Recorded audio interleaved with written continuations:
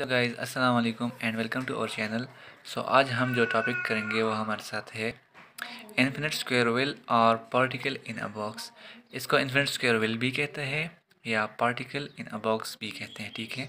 सो इसमें हमारे साथ एक स्क्वायर वेल होता है, ठीक है, जिसमें एक पार्टिकल मतलब इनसाइड इसमें एक पार्टिकल होता है। हमने क्या मालूम करना होता है, हम मालूम करेंगे कि इसकी जो ग्राउंड स्टेट एनर्जी है या इसमें इसकी जो डिफरेंट स्टेट्स की जो एनर्जी है हम उसका रिलेशन मालूम करेंगे।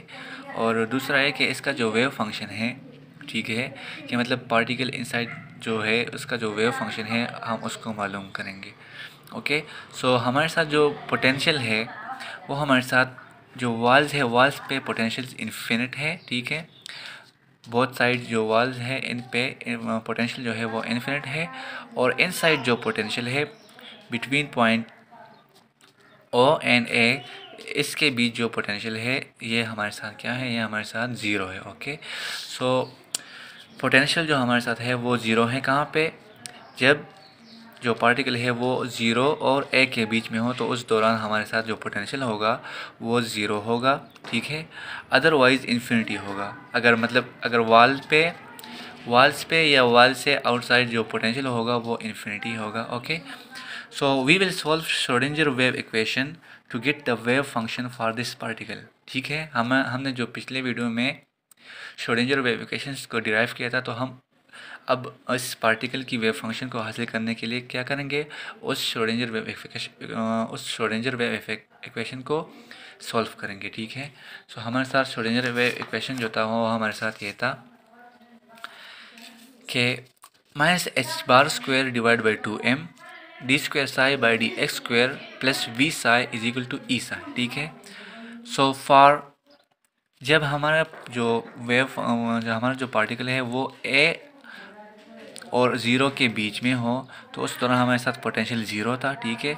So our equation becomes, potential को जब हम ज़ीरो पुट करेंगे तो हमारे साथ क्या आएगा, minus H bar square divide by 2m D square psi by D x square plus zero of psi is equal to E psi, ठीक है। सो ये टर्म हमारे साथ ज़ीरो हो जाएगी। सो क्या बचता है हमारे साथ, minus H bar square divide by 2m D square psi divide by D x square is equal to E psi. Okay. Now हम इस minus H bar square divide by 2m को इस जाने में ले आएंगे। सो हमारे साथ क्या बचेगा, d square psi divide by D x square is equal to minus 2me divide by H bar square psi. Now let k is equal to under root 2me divide by H bar. Okay. So हमारे साथ यहाँ equation में क्या है, minus 2me divide by H bar square. Okay. So हम 2me divide by H bar square की जगह क्या पुट कर सकते हैं, के स्क्वेयर को पुट कर सकते हैं, ठीक है ना। अगर हम बोथ साइड मतलब स्क्वेयर ले सो ये के स्क्वेयर बन जाएगा। इस साइड अगर हम स्क्वेयर ले सो अंडर रूट और स्क्वेयर आपस में कैंसिल आउट हो जाएंगे और एच बार पे क्या आएगा, स्क्वेयर आएगा। तो हमारे साथ ये टर्म मतलब इस तरह का आ जाएगा, ठीक है। सो हम इसकी जगह क्या करेंगे, हम के स्क्वेयर को पुट करेंगे। So our equation becomes D square psi divide by D X square is equal to minus K square psi. इसको हमने क्या दिया, इक्वेशन नंबर 1 का नाम दिया। ओके। ये हमारे साथ इक्वेशन नंबर 1 हो गया। सो ये हमारे साथ क्या है, हमारे साथ सेकंड ऑर्डर डिफरेंशियल इक्वेशन है। सो इसका जो सोल्यूशन हमारे साथ आएगा वो हमारे साथ आएगा, solution to equation number 1 is psi of X is equal to A sine के X plus B cos K X. जो हमारे साथ जो जनरल सोल्यूशन आता है सेकंड ऑर्डर डिफरेंशियल इक्वेशन का, वो हमारे साथ इस तरह आता है, ठीक है। सो हमारे साथ जो इक्वेशन था फर्स्ट नंबर, उसका जनरल सोल्यूशन हमारे साथ ये है ए साइन के X plus B cos K X. Okay. ये हमारे साथ इक्वेशन नंबर 2 हो गया। Now fitting equation 2 according to our geometrical conditions, हमारे साथ जो जियोमेट्रिकल कंडीशंस थी वो क्या थी ना, हमारे साथ जो हमारी कंडीशंस जो थी क्या थी कि जो पार्टिकल है वो पॉइंट ज़ीरो और पॉइंट एक्स ए के बीच में है, सॉरी पॉइंट ज़ीरो और पॉइंट ए के बीच में है। तो मतलब पार्टिकल के कहाँ पे होगा, ज़ीरो और ए के बीच में एग्जिस्ट करेगा, ठीक है। मतलब वॉल्स पे एग्जिस्ट नहीं करेगा, ठीक है। सो साई ऑफ ज़ीरो मतलब एक्स की जगह हमने क्या पुट किया, psi of zero is equal to psi of a. क्या मतलब हुआ कि जो वॉल्स है हमारे साथ उस पर पार्टिकल एग्जिस्ट नहीं करेगा, ठीक है। सो हमारे साथ रिजल्ट क्या आएगा, ज़ीरो आएगा, ठीक है। सो हमारा जो पार्टिकल है वो कहाँ पे लाई करेगा पॉइंट ओ और पॉइंट ए के बीच में लाई करेगा, ठीक है। So now psi of X is equal to A sine के X plus B cos K X, ये हमारे साथ वही इक्वेशन नंबर 2 है, ठीक है। अब हम x की जगह अगर 0 पुट करें तो क्या आएगा, A sine psi of 0 is equal to A sine 0 plus B cos 0, okay. और हमने क्या रिजल्ट लाना है इससे, हमने साई ऑफ 0 को किसके बराबर लाना है, किसके इक्वल लाना है, 0 के इक्वल लाना है, ठीक है। सो हमें पता है कि ए साइन ऑफ 0 किस चीज़ के बराबर होता है, 0 के बराबर होता है। सो ये टर्म तो हमारे कंडीशन को सेटिस्फाई करता है, लेकिन यहाँ पे है बी कॉस 0, ठीक है। और कॉस 0 जो है वो 1 के मतलब 1 के बराबर होता है, ठीक है। So S cos of 0 is equal to 1, so B must be 0 in order to follow the conditions. क्या मतलब हुआ, हमने साई ऑफ 0 को किसके इक्वल लाना है, जस्ट 0 के इक्वल लाना है, क्योंकि हमें पता है कि पोटेंशियल जो है वाल्स पे इन्फिनिट है। सो हमारा वेव फंक्शन वहाँ पे एग्जिस्ट नहीं करेगा, हमारा वेव फंक्शन एग्जिस्ट करेगा कहाँ पे, पॉइंट 0 और पॉइंट ए जो है इसके बीच में एग्जिस्ट करेगा, ठीक है। सो हमने यहाँ पे 0 लाना है, तो कि ये टर्म तो हमारे साथ 0 हो जाएगी, ठीक है, क्योंकि sine of 0 is equal to 0 होता है, लेकिन कॉस ऑफ 0 1 बराबर होता है, ठीक है। तो हम क्या करें कि इसकी जगह मतलब हम यहाँ पे 0 पुट कर हम इसके लिए क्या करेंगे, ये हमारे साथ जो बी कांस्टेंट है इसको लाजमी तौर पे 0 होना चाहिए, ठीक है।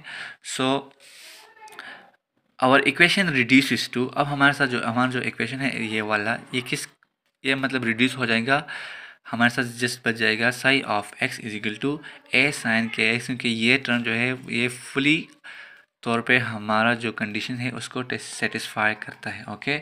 So psi of X is equal to A sine के एक्स।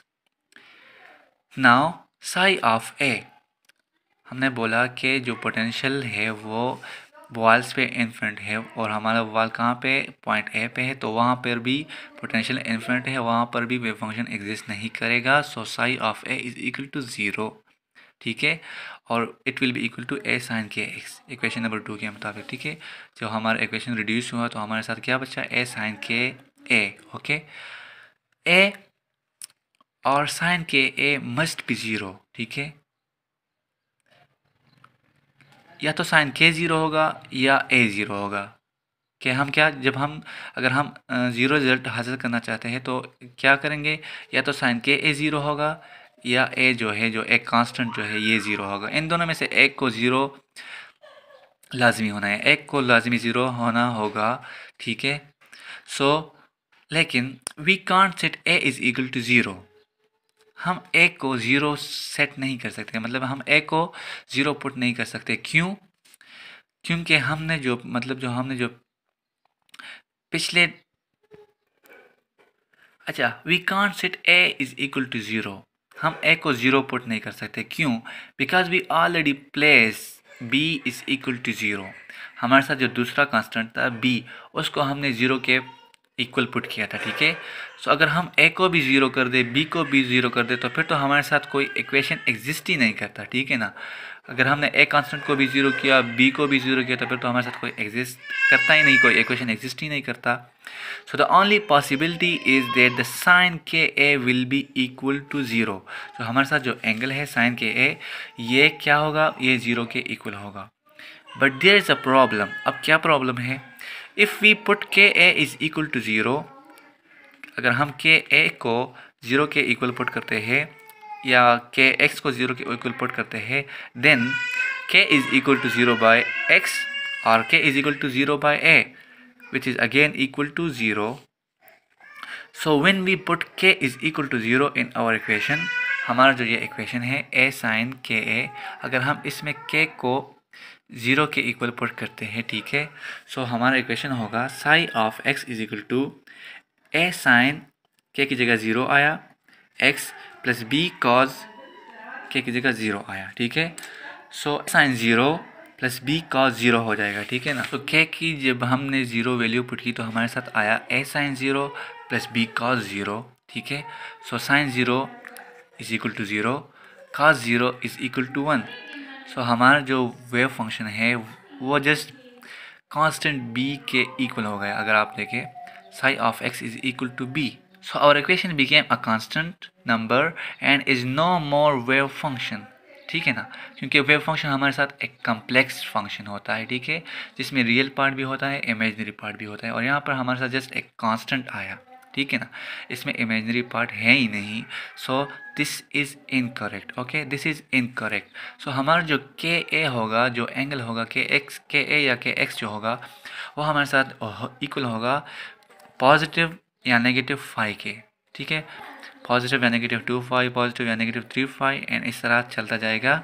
सो हम के ए को लिख सकते हैं के A is equal to n phi, okay, और के हमारे साथ इक्वल होगा n phi divide by A. इसमें जो एन है ये स्टार्ट होगा कहाँ से, 1 2 3, ओके, और ज़ीरो इसमें नहीं आएगा। अगर हमने इसमें ज़ीरो को शामिल किया तो फिर से हमारे साथ वही रिजल्ट आएगा, ठीक है ना। सो इसमें ज़ीरो इंक्लूड नहीं है इस एन में। At first place we suppose that K is equal to √2 me divide by H bar, ठीक है।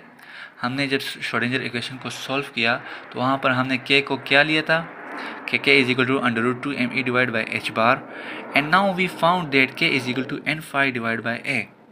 यहाँ पे हमने k की जगह k की वैल्यू क्या निकाली, n phi divide by a, ठीक है। सो अब हम इन दोनों को रिलेट करेंगे। So √2 me divide by H bar और n phi divide by a को रिलेट करने से क्या आएगा, स्क्वेयरिंग बोथ साइड्स, दोनों साइड पे हमने स्क्वायर ली। सो ये हमारे साथ बन जाता है 2 me divide by H bar square, ठीक है, अंडर रूट और स्क्वायर आपस में कैंसिल हो गए, एंड राइट साइड पे n square phi square divide by A square, okay. और इससे हमने E जो कि एनर्जी है हमारे साथ, इसकी वैल्यू निकाली, E इज इक्वल टू, इसको इस तरफ ले आए, so H bar square n square phi square divide by 2m को इस जानब ले आए, सो ये डिवीजन में आ गया 2m into A square. So this is energy of nth state, okay, ये हमारे साथ nth स्टेट की एनर्जी है। अब अगर हम ग्राउंड स्टेट एनर्जी मालूम करना चाहते हैं तो हमारा n की जगह अगर हम 1 पुट करें, so E is equal to H bar square phi square divide by 2m a square, and this is called ground state energy.